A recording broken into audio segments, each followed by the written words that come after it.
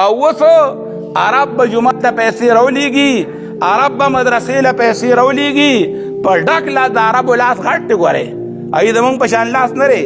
او دلته پې زما مسلمان رور مدرسه جوړوي، دلته پې زما مسلمان رور جماعت جوړوي. نو د ټیم تانبې ولې جوړي که یاره د ټیم تانبې په اوخاته او پرېواته که چې تشته دا ولې دا په ویډیو کې داسې توکړي را توکړي هغوی ته بیا وي دا غټه غټه اوسپنه هم درله لګولې را، او هغه چې کومې المارۍ او دا دروازې او دا نور څیزونه یې جوړ کړي نو د پیټۍ د سر نه یې جوړ کړي. د پیټۍ به نه پخوا به پیټۍ د چای پیټۍ وه د هغې د سر نه.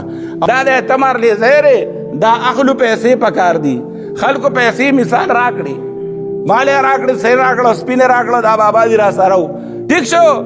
په هغې باندې درې چته جومات هغه ځای هم واغستی شو، هغه اته مرلې یا نه مرلې کانډر هم واغستی شو، او درې چته جومات هم پې جوړ شو، بره هم دا هم جوړ شو، کته هم جوړ شو. الله نور به هم جوړېده خو بیا پکې حدیث راغله زه جوړه پولیسانو بوتلمه کني خبره به نور هم مخکې تلې وه. خیال لرې ځکه چې پیسې بیا وي نو موږ دا شی شروع کړه دا لاندې دا ټیلونه غوندني په دې بار تار چې دې سره به څه کوو دې پیسې سره، خو په جومات پې لګوو. نو د ځای د اغستو پیسې وي او په هغې ځای اغستل څه کوي چې روانولو آبادولو درې چته جومات جوړولو دا پې وموشو.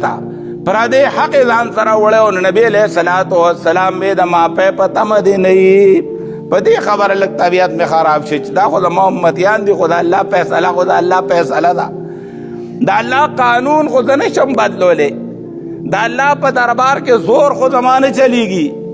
او زما امتیان چې دا د الله قانون چې پردی حق دا شهید ته هم نه ماف کېږي. وره شهید ته ټول ګناهونه ماف کېږي چې په ډزو لګېدو سمدس ګناهونه ماف، خو پردی حق دا تېنه ماینس کا دا پکې نه دی ماف.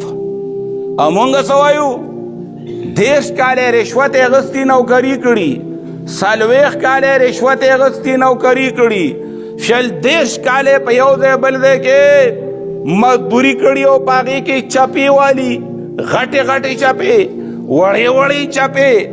یقین وکړه زمونږ خلکو ته یي دا خبره ولیکوئ دا استاذ کړې را قسم دی چې 2 نمبر کار زمونږ خلکو ته میلاویږي 1 نمبر نه کوي.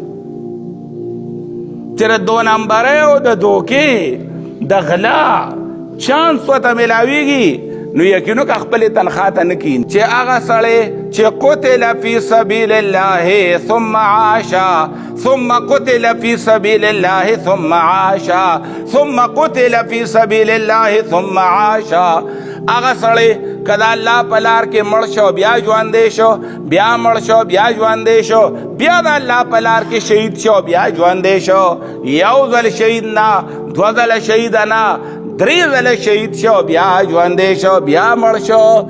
نبی علیہ الصلوۃ والسلام وعلیه دینون، خو چې کله په د باندې پردی حق ورګتا پردی حق ځان سره وړی نو نبی علیہ الصلوۃ والسلام مې د ماپی په تمه دې نه یي. په دې خبر